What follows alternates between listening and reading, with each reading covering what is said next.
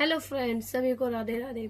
चलिए आज मैं कक्षा 12 की लेखा शास्त्र यानी अकाउंट में चैप्टर 5 रोकड़ प्रवाह विवरण समझाऊंगी आपको एक इजी ट्रिक में, जो बोर्ड में पिछले 10 सालों से हर बार पूछा जाता है। चलिए सबसे पहले हम आपको उसका अर्थ समझाएंगे, होता क्या है रोकड़ प्रवाह विवरण। देखिए, रोकड़ प्रवाह विवरण से आशय गैर रोकड़ मदों द्वारा रोकड़ के आवक और जावक अंत प्रवाह और बाह्य प्रभाव से है। यानी सबसे मेन टॉपिक तो है ये होता क्या है, अंत प्रवाह, अंतर प्रवाह, बाह्य प्रवाह। अब पहले सबसे पहले हम समझते हैं रोकड़ प्रवाह होता क्या है। चलिए, रोकड़ प्रवाह होता क्या है, सरल शब्दों में हम कह सकते हैं कि पैसों का आवक और जावक यानी आना और जाना।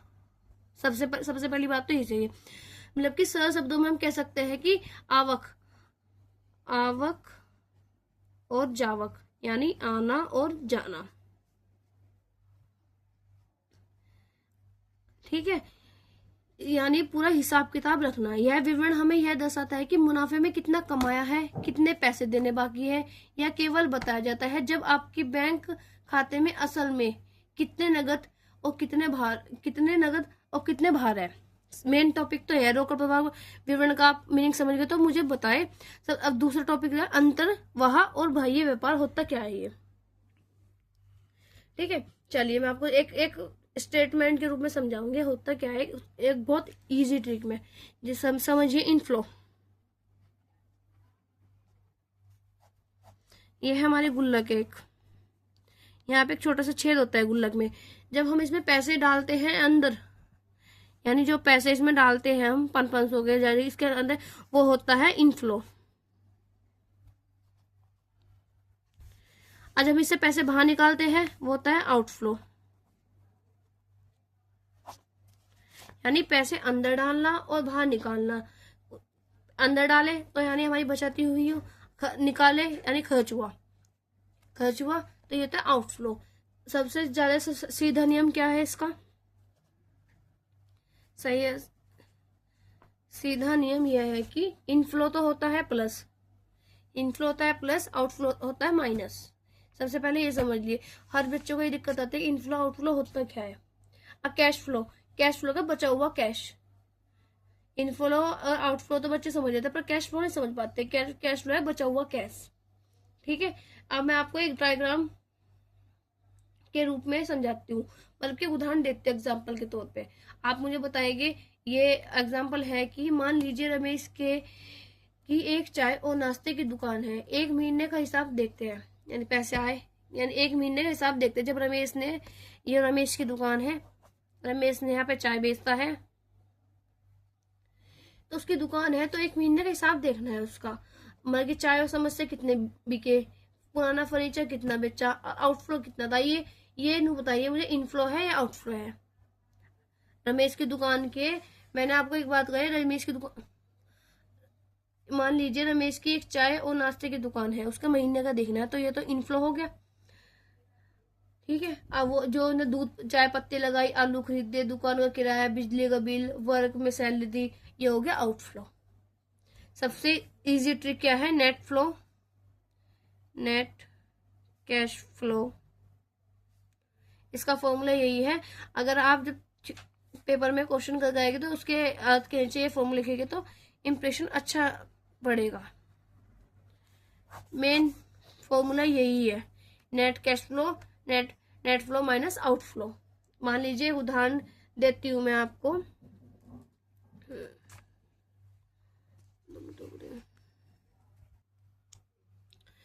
सबसे ये, अगर ये समझ में आया तो मैं आपको एक इससे भी इजी मास्टर ट्रिक बताती हूँ।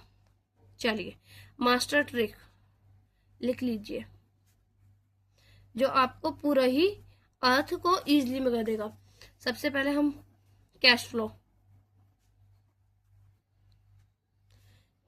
स्टेटमेंट, यानी पैसों का आना जाना, नगद पैसों का आना जाना। इसमें इसके दो पार्ट होते हैं, कौन कौन से, इनफ्लो आउटफ्लो। इनफ्लो मतलब कि जेब में पैसे आना, जेब में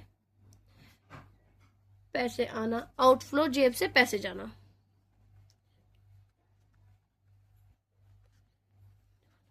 मैं आपको इसका एक क्वेश्चन भी तैयार करके दूंगी और आपको समझा भी दूंगी।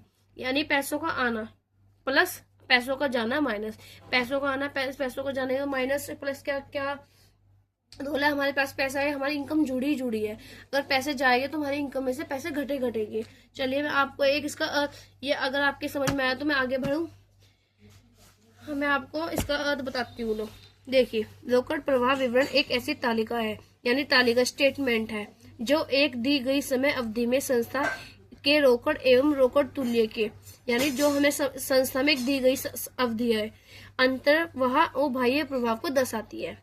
यह लेखांकन मानक AA3 के अंतर्गत बनाया गया है। इंग्लिश में हम इसको AS3 भी बोल सकते हैं। ये बिल्कुल मेन अर्थ है इसका। मैंने आपको स्टेटमेंट में समझाया, फ्लो स्टेटमेंट होता क्या है। मैं आपको सारे स्टेटमेंट डिस्क्रिप्शन में डाल दूंगी, आप वहां से भी समझ सकते हैं। चलिए एक बार थोड़ा और माइंड में आपके कंसेप्ट क्लियर कर दूं आसान सा भाषा में। जब कोई कंपनी या जब कोई कंपनी या व्यापार पैसे लगाता है, उसके तीन ही रास्ते आते जाते हैं। व्यापार चलाने में, सामान खरीदने में, दूसरा संपत्ति में और तीसरा कर्ज में। सबसे इजी है और कुछ नहीं है इसमें। आपको सिर्फ इसमें ये समझ जाइए, अगर ये समझिए ना आप, तो ये पूरा क्वेश्चन कैश फ्लो का समझ जाएगा। ठीक है, अब मैं इसकी आपको मुख्य विशेषताएं बताती हूँ। देखिए, सबसे मेन चीज में क्या है, पैसों का आना। जब हम व्यापार स्टार्ट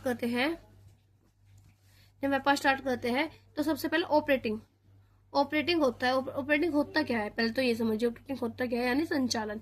हिंदी में इसको बोलते हैं संचालन, यानी रोजमर्रा के बिजनेस से जुड़ा, यानी रोज का बिजनेस उससे जुड़ा। सेकंड ऑप्शन है इसका निवेश, इन्वेस्टिंग संपत्ति खरीदने या बेचने से जुड़ा होता है।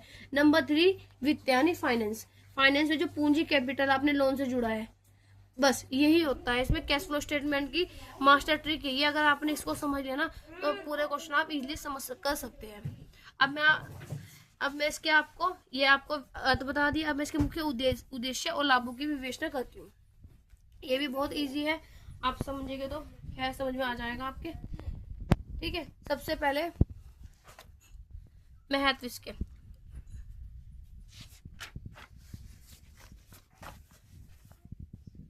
मुख्य उद्देश्य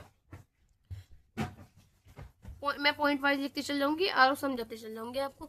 आज के जो पॉइंट मैं समझाऊंगी आपको, उसके जो नोट्स है मैं आपको तैयार करके आपको दे दूंगी। नंबर 1 सबसे पहला उद्देश्य है इसका, मुख्य उद्देश्य है, जो आप बोर्ड में लिख सकते हैं, मैंने आपके क्वेश्चन में समझाया है।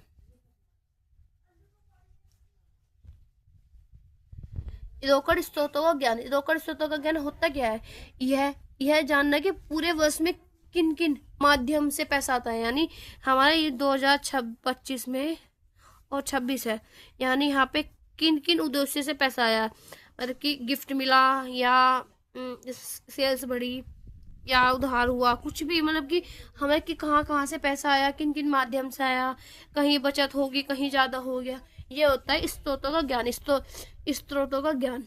नंबर 2 होता है रोकड़ के उपयोगी की जानकारी। ये पॉइंट है, मैं आपको पॉइंट में समझा रही हूँ, वैसे तो मैं आपको लिख के दूंगी। रोकड़ पॉइंट में जानकारी, इसमें यह पता लगाना है कि कहाँ पैसा खर्च हुआ, कहाँ नहीं। मतलब कि सपोज एग्जांपल के तौर पे पैसा कहाँ खर्च होता है, चाय में, और कोई माल आया, भाड़ा, कहाँ का, मतलब कि शायद अदरवाइज कहीं भी पैसा खर्च होता है तो उपयोगी की जानकारी। रोकड़ का मतलब कैश। सबसे बड़ी बात है, सबसे बड़ी बात यह है कि हर वर्ड के आप अगर मीनिंग जान जाओगे तो ये चैप्टर ही क्या, मतलब कि पूरा अकाउंट है आपके लिए इजी हो जाएगा। ठीक है, नंबर 3 नंबर 3 है भविष्य की योजना। भविष्य की योजना, जब हम व्यापार स्टार्ट करते हैं तो आपको, जब हम यहाँ व्यापार स्टार्ट करते हैं 2026 में हम व्यापार स्टार्ट किया, व्यापार स्टार्ट करते हैं 2026 में, तो आप ये बताइए यहाँ थोड़ी टिके रहिए, हमें आगे भविष्य की सोचना है, 2031 की भी सोचना, 32, 2033, अदरवाइज भविष्य में कितने खर्चे हो गए उसका अनुमान भी तो लगाया जा सके ना। तो इसका है भविष्य में होने वाले खर्चे, रोकड़ की आवश्यकता का अनुमान लगाना। भविष्य की योजना का अर्थ यही है सिर्फ, यानी जो भविष्य में हमारे खर्चे होते हैं, रोकड़ होता है, उसका अनुमान लगाना। नंबर 4 एंड लास्ट, अगर बोर्ड में आप इनके जो उद्देश्य है, मुख्य महत्व, जो भी 4 या 5, इससे ज्यादा नहीं लिखते। अगर आप बोर्ड में सपोज करें, अगर बोर्ड में आपको ही लिखना है, आपने यहाँ पे अर्थ, यहाँ पे आपने बोर्ड में अर्थ लिख दिया, ये 5, 6, 7, 8, 9 लाइन, जितने भी लाइन का। चलिए फिर हमें आपको सबसे पहली बात तो यहाँ पे परिभाषा तैयार करनी। परिभाषा में तैयार कैसे करनी, जो मैंने आपको अभी यहाँ पे बताया, एक ये बताया कैश फ्लो, इसमें आप अपनी भाषा में लिखेंगे, जो आपने अपनी भाषा में लिखा सेम वही चीज यहाँ उतार देनी, ओनली 2 लाइन की। आगे बढ़िए, हमें उद्देश्य लिखने हैं। उद्देश्य सबसे पहले बोर्ड में सबसे पहले एक डायग्राम बनाइए। उद्देश्य सपोज को डायग्राम ये रहा, यहाँ लिखा उद्देश्य 1, 2, 3, 4, 5, 6, पॉइंट कितने बढ़ा लो, पर लिखना पॉइंट 4 ही है थ्योरी में। डायग्राम अलग अलग तरीके से बना सकते हैं आप, ये बता दी मैंने। एक लास्ट पॉइंट बता दूं आपको, तरलता, ये तो मैंने आपको बोर्ड में लिखने का तरीका बताया है। तरलता होता क्या है, इसमें यह देखा जाता है कि कंपनी के पास तुरंत दायित्व, यानी दायित्व एसिड्स, यानी जैसे वेतन, लेन देन चुकाने के लिए पर्याप्त नकदी है या नहीं है। ठीक है, दायित्व दायित्व लाइबिलिटीज होता है, ये मैंने आपको गलत बता दिया। दायित्व होता है लाइबिलिटीज, जिसमें यह देखा जाता है वेतन, लेन देन चुकाने के लिए कितना पर्याप्त नकदी होता है।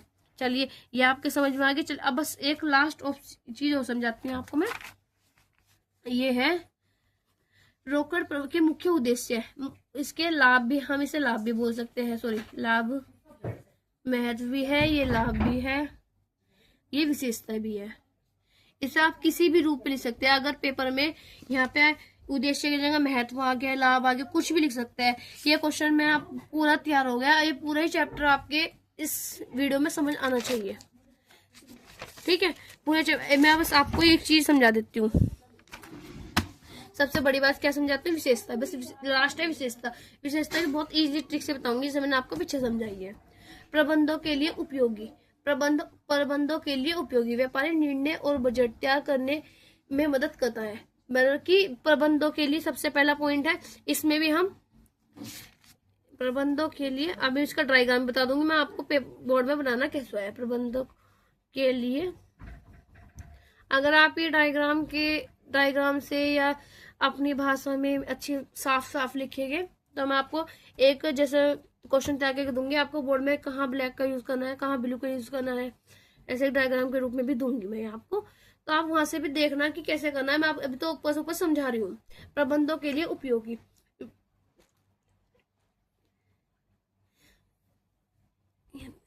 व्यापारी निर्णय लेने और बजट तैयार करने में मदद करता है। प्रबंधक यानी संचालन, जो व्यापारिक निर्णय, जो हमारे व्यापार में होने वाले निर्णय, जैसे व्यापार में लड़ाई झगड़ा, कुछ भी, मतलब कि कुछ नई टेक्निक आई, नई ऑफर रखनी, उसके लिए कोई निर्णय लेना, उसको बजट तैयार करना। सेकंड पॉइंट है लाभ और नकदी।